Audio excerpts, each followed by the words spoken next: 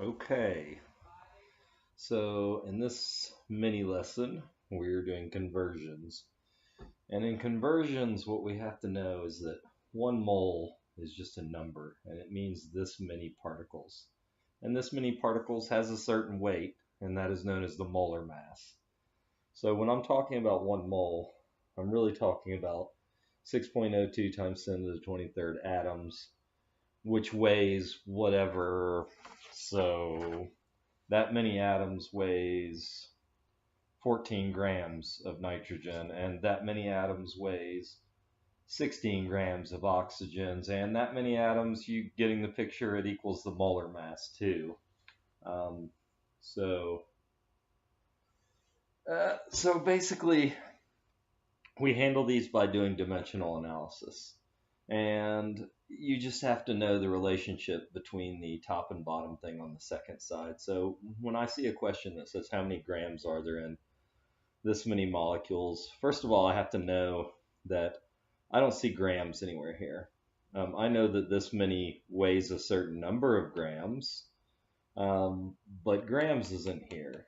So basically, I'm going to have to go through moles to get to grams. And I can determine the number of grams in a mole. I mean, 1 mole of nitrogen is 14 grams. That's pretty easy. It's just multiplying whatever number I get. But the first thing I'm going to have to do is a dimensional analysis. And I'm going to have to go from 3.01 times 10 to the 24th molecules. And all the same rules apply. So diagonal rule applies. So this is molecules.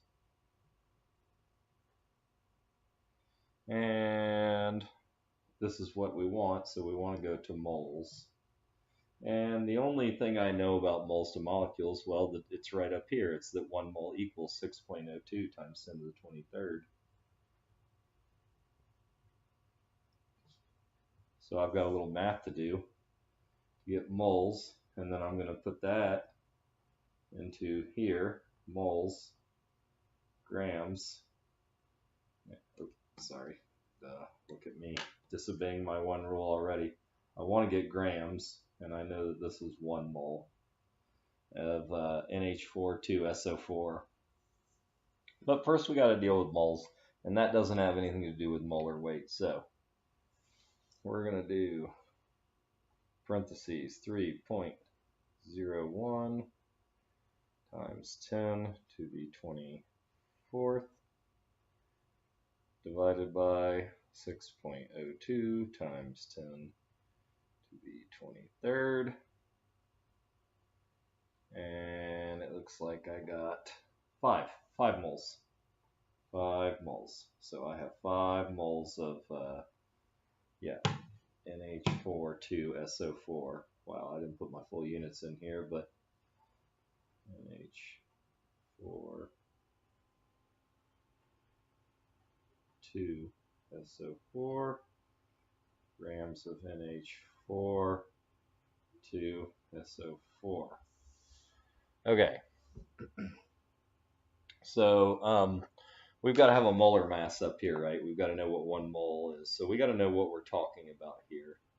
And what we're talking about here is 2 NH4 groups. So that means nitrogen times 2, and that means hydrogen times 8, and that means 1 sulfur, 1, and 4 oxygens. And we're going to figure out what each of those weigh. So nitrogens are 14 grams per mole. So we're going to do 14 times 2 is 28. And 8 times hydrogens are 1. So 8 times 1 is 8. Sulfur is 32.06. So we're just going to say 32. And 4 times oxygen, which is 16, is 64. And then we're going to add all this together. Plus 8, enter, plus 28, enter. And I get 132 grams per mole. And then it's just 5 times that number. 5 times 132, enter. 660 grams.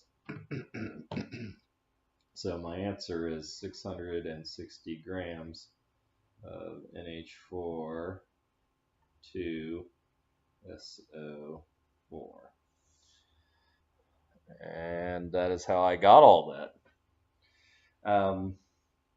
So basically, all conversions are just knowing the second part, like knowing what relationship. And I only know 2 relationships, and the relationships are right here.